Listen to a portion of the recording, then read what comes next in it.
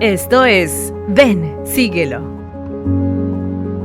Un enfoque práctico de las Escrituras con Adrián Diarte, Damara Durán y Eduardo Vadillo.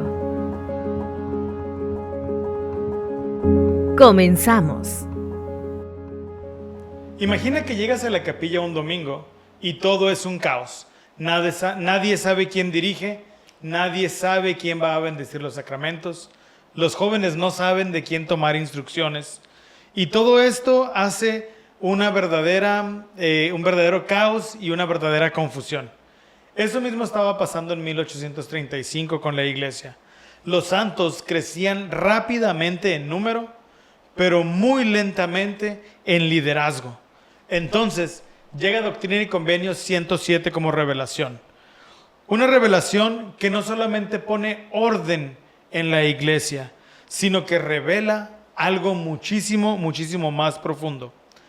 No solamente se trata de jerarquías, de responsabilidades, se trataba del santo sacerdocio según el orden del Hijo de Dios, un poder real, un poder divino que no depende de títulos, sino directamente de Cristo. El Señor nos recuerda que el sacerdocio existe para darnos acceso a todas las bendiciones espirituales que nos permita regresar a la presencia de nuestro Padre Celestial. De esta manera los cielos se abrían nuevamente y podíamos sentir su presencia en nuestra vida. Porque al final del día no todo es acerca de burocracia y responsabilidades, sino más bien de un puente hacia Jesucristo. Excelente introducción, Adrián. Muchísimas gracias, bienvenidos a todos ustedes a este capítulo de Ven, síguelo, y con un enfoque práctico de las Escrituras. Entonces, vamos a estar analizando el día de hoy lecciones muy, muy importantes, Amara, y pues adelante. Gracias, Adrián. Fíjate, Adrián, que cuando estaba estudiando la lección, obviamente pues vamos a hablar sobre el sacerdocio, ¿no? El orden del sacerdocio.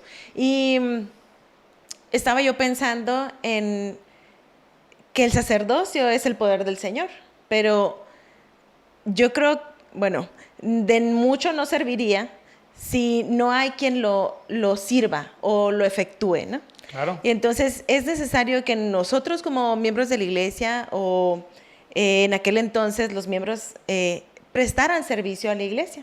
Y entonces el tema que yo escogí es: el Señor me sostiene cuando me llama a prestar servicio.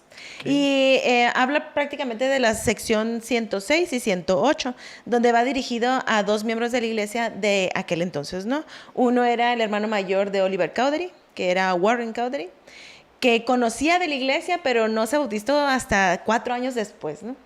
Y me encanta porque la sección 106 es dedicada para él, pero muchas de las cosas que se hablan ahí van directamente a nosotros como los siervos del Señor, ¿no? Que les sirven en su iglesia.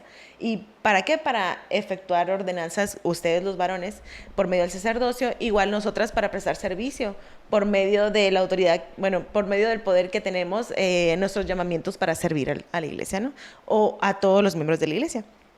Y el 108 va dedicado al hermano, y aquí lo tengo el nombre, es el hermano Lightman Sherman. Uh-huh. Que curiosamente, Adrián, este hermano era una Navidad, cuenta el profeta José Smith, que estaba tranquilamente en su casa y tocan a su puerta.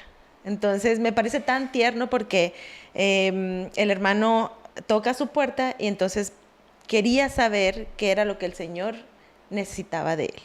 Okay. Y me parece muy tierno porque ¿qué podemos esperar de nosotros como miembros de la iglesia? O a lo mejor un obispo que necesita que prestemos servicio en nuestros barrios, pues que estemos dispuestos a servir, ¿no? Y me llama mucho la atención porque me gusta la historia del hermano Sherman, porque él, al igual que muchos de nosotros, hemos tenido llamamientos donde hemos sentido miedo, tal vez. El Señor nos fortalece por medio de esta sección.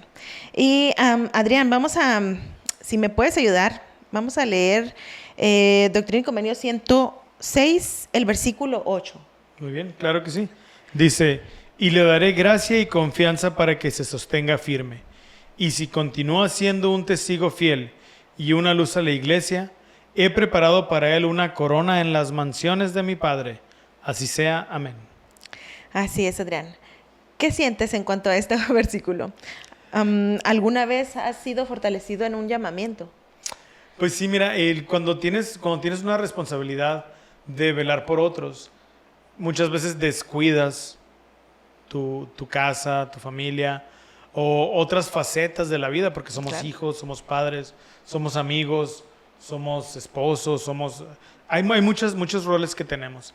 Y a veces sentimos que por estar sirviendo al Evangelio nos perdemos de algo, cuando en realidad estamos construyendo salvación para nosotros, ¿no? Y me gusta mucho, dice, si continúas siendo testigo fiel, he preparado una corona en las mansiones. Y yo creo que, estoy seguro que esa promesa también se extiende, ¿no? Ujú. Claro, Adrián. Y pues obviamente nos preocupamos por las cosas terrenales, ¿no? Pero el Señor extiende sus bendiciones más allá de esta tierra. Y me gusta porque si bien las preocupaciones de nuestros hogares siempre están en nosotros, curiosamente, y creo que no tan curiosamente, el Señor siempre nos tiene en mente sobre nuestras pruebas, ¿no?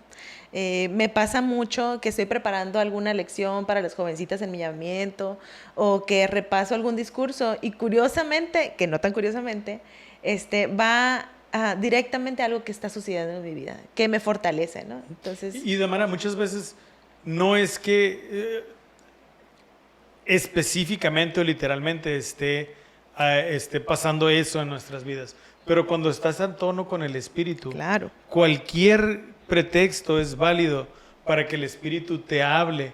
Y entonces de una palabra, de una coma, de un verbo, el Señor se vale de pequeñas cosas para grandes. Ajá. Entonces puede que recibas inspiración y puedas entenderlo, ¿no? Así es, el Señor toca nuestros corazones, ¿no? Y todo podemos sentir lo que es una casualidad. Bien, Adrián, ¿me puedes ayudar a leer también en la sección 108, el versículo 7? Pero antes me gustaría preguntarte, ¿qué significa fortalecer a otros en todos tus hechos? Pues fíjate que parece que no, pero cuando estamos rodeados de personas, ellos pueden verse fortalecidos por tu testimonio, por tu ejemplo, por que tú sí eres valiente y ellos a lo mejor no tenían ese coraje. El día de hoy precisamente estaba dando una capacitación.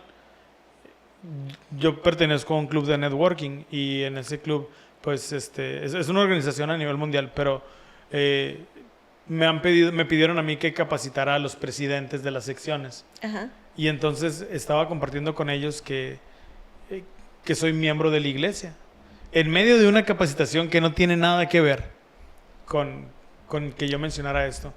Y entonces cuando terminé la capacitación, se acercó alguien y me dijo, Adrián, me gustaría pedirte un consejo. Creo que eres una persona que cree en Dios y me gustaría saber tu opinión. Y entonces pudimos hablar ahí un poquito de una situación que estaba pasando. Cuando de la nada salió, pues, ¿no? Uh-huh. O sea, yo estaba hablando de actitudes, de cómo inspirar y no bueno, nada que ver, pues. Entonces, pero en ese momento sentí la necesidad de hablar y de compartir mi afiliación a la iglesia. Claro, qué bonito.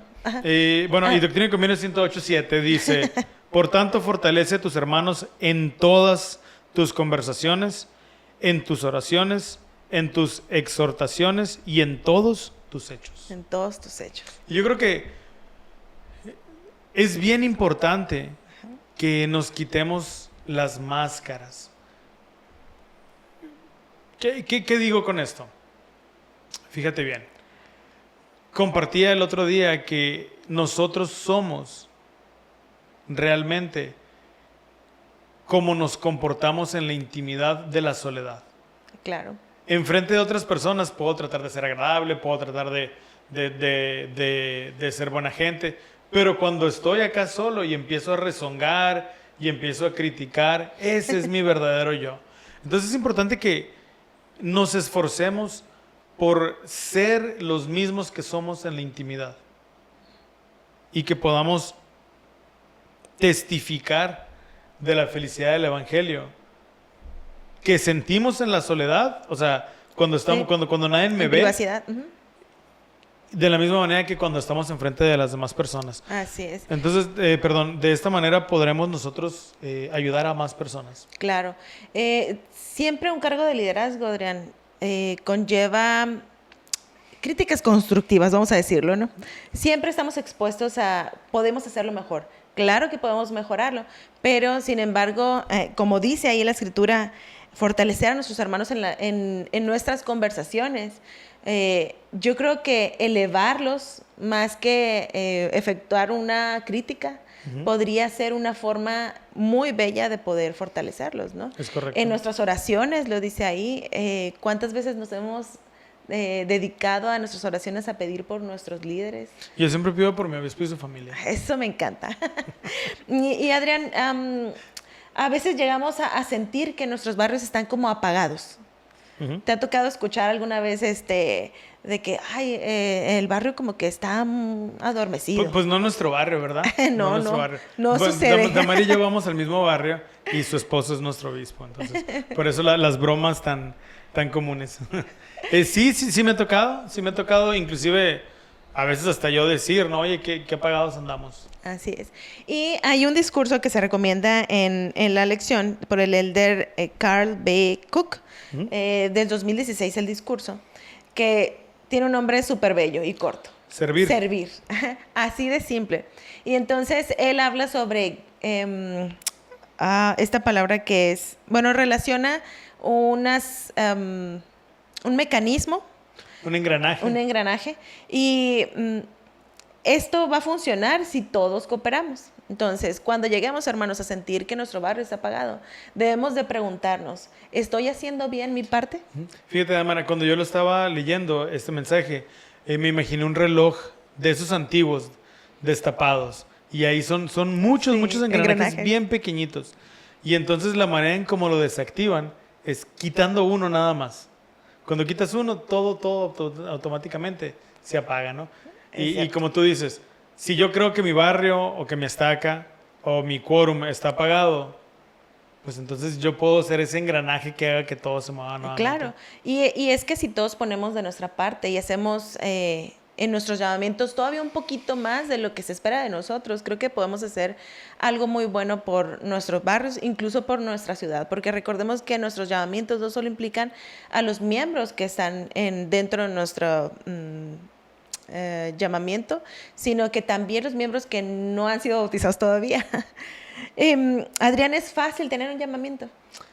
No es fácil. Tener un llamamiento requiere disposición, requiere sacrificio y como tú dices, ahorita requiere saber que vas a ser criticado y requiere también mucho sacrificio de tiempo y a veces hasta de recursos, ¿no?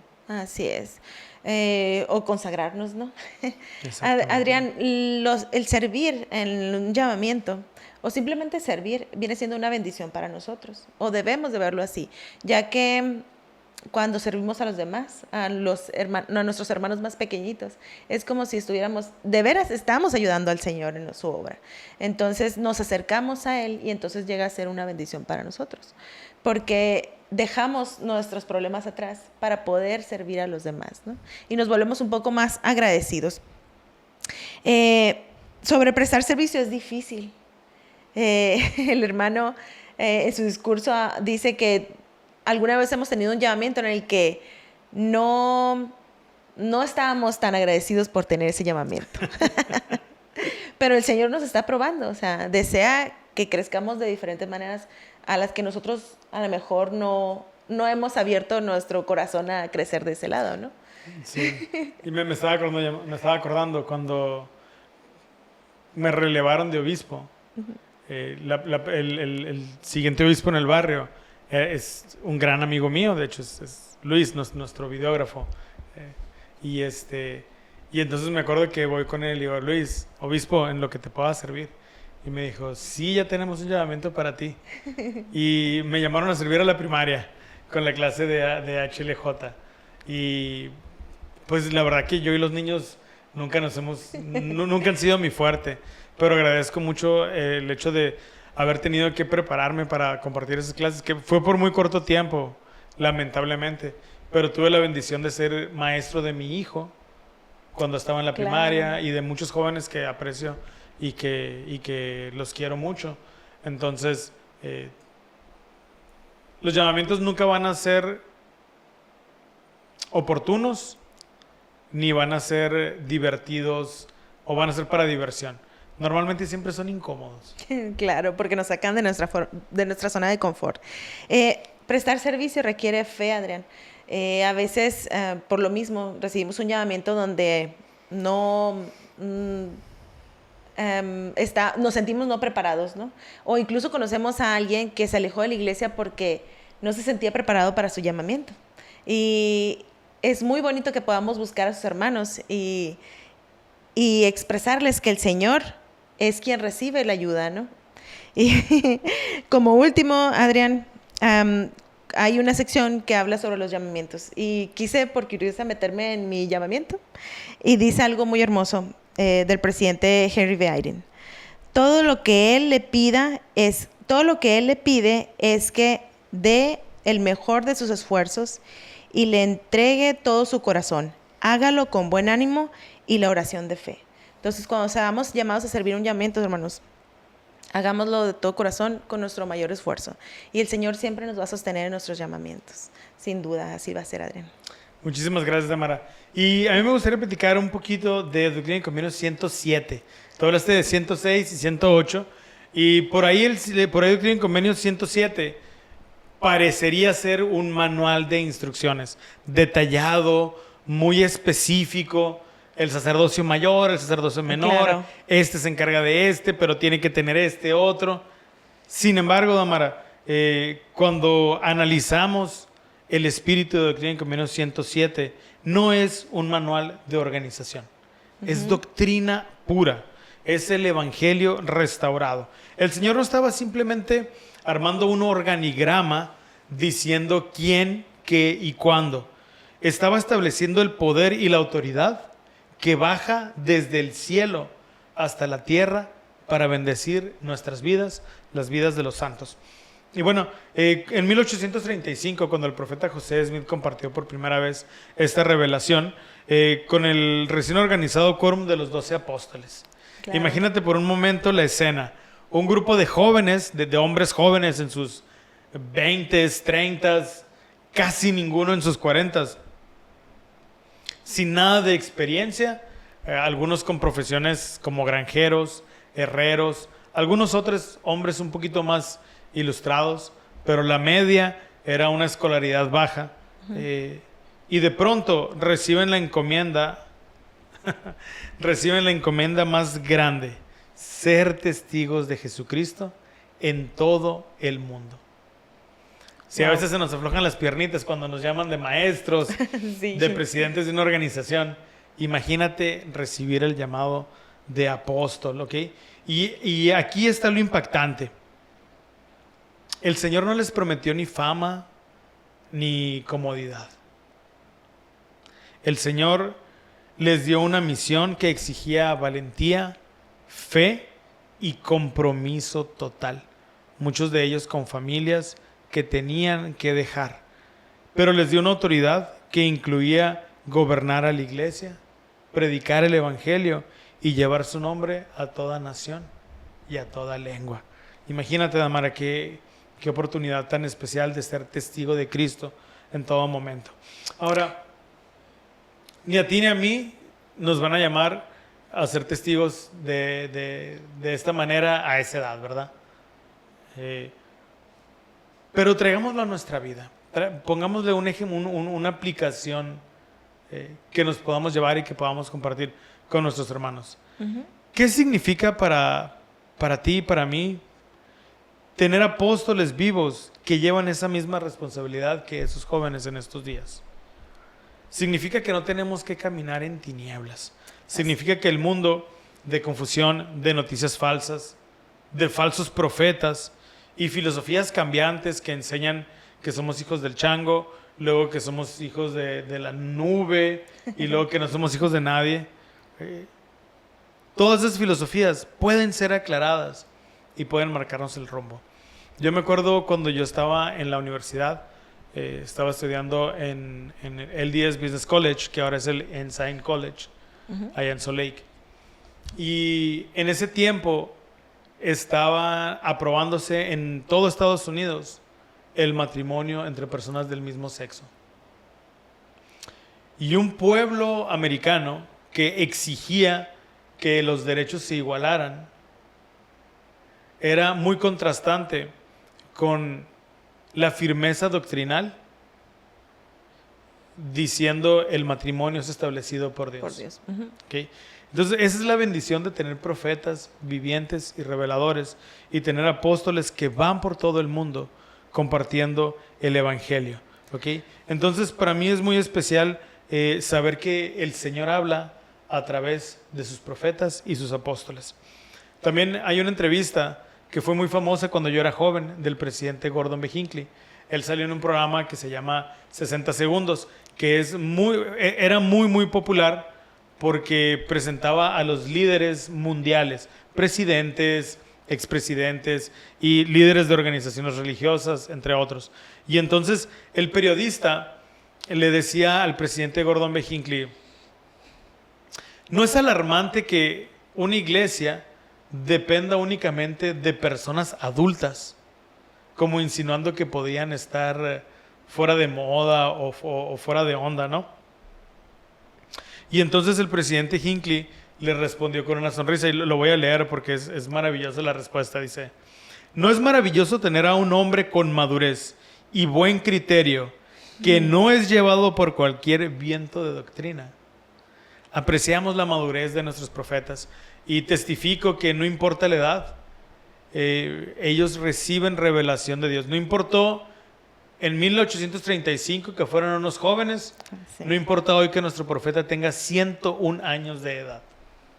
El Señor sigue hablando a través de ellos, a pesar de sus ideas que pueden ser conservadoras o liberales, pero cuando hablan por el Señor, exacto, hablan con su modo de ver las cosas. ¿Okay? Y fíjate que yo sé que nuestros líderes maduros, nuestros líderes ya mayores, tienen la capacidad de tener la madurez espiritual, de enfocarse en lo que sí importa, en Cristo y en su expiación. Y de ahí se deriva todo. Fíjate, Adrián, que estaba pensando que qué valientes los primeros miembros de la iglesia que aprendían sobre el sacerdocio, ¿no? Y su liderazgo. Pero así como dices, o sea, nuestros líderes hablan por medio del Señor.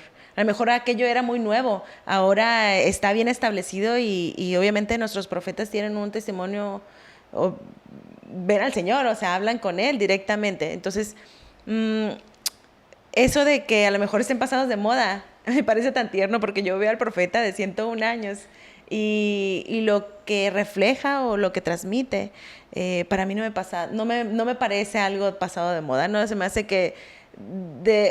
Es que no es el que habla, él es el medio por el cual el Señor habla. Y fíjate que hay un discurso que recomienda la lección del Elder Bednar y hay unos fragmentos que me gustaría resaltar de ese discurso. Si tienen la oportunidad de leerlo, por favor, léanlo.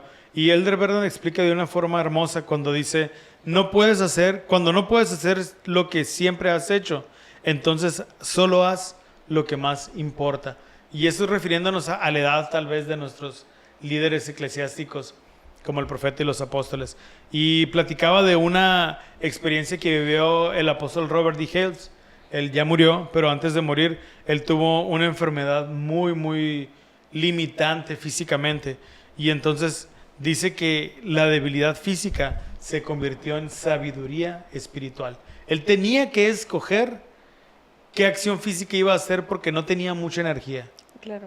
Entonces, decidió hacer únicamente lo que más importaba en bien de su llamamiento. Entonces, piensa en tu vida, Damara. ¿Okay? Muchas veces nuestras limitaciones las vemos como estorbos. A lo mejor mis hijos, no que nuestros hijos sean estorbo, pero tengo que atender a mis hijos y entonces por eso no puedo tener el llamamiento, o ya no puedo manejar.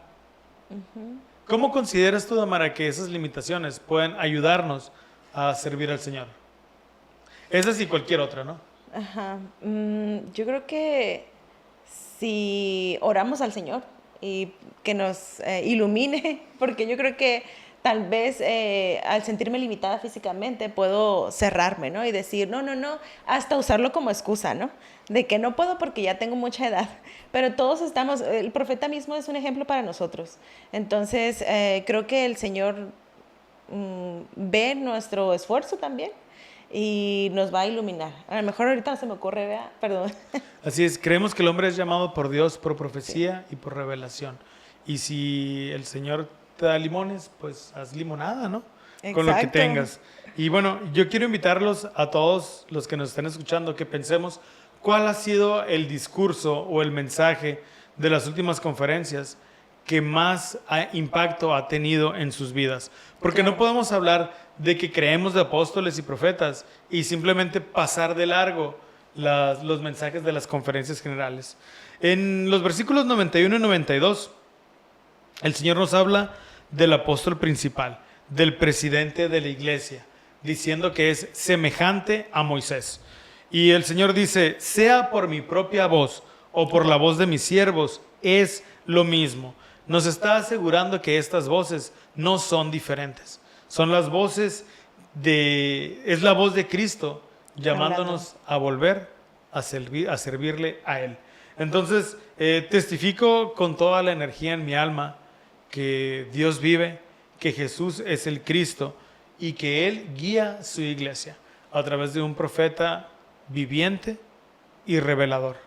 Testifico que al escuchar y al aplicar los consejos de los profetas, estaremos siguiendo la voz misma de Jesucristo. Okay. Y pues bueno, esta es mi participación, Damara, en esta lección. Los invitamos a que puedan leer toda la lección, puedan verlo de manera individual, puedan verlo con su familia y puedan también participar en las clases de escuela dominical y de quórum con sus temas. Y como fiel a la tradición, diría Adrián. ¿Qué emoji te gusta en esta ocasión? Me gustaría que como líderes sostuviéramos, o sea, yo sé que ya pasó. ¿Con la manita? Una manita arriba, sí. Muy bien. Para apoyar a nuestros líderes.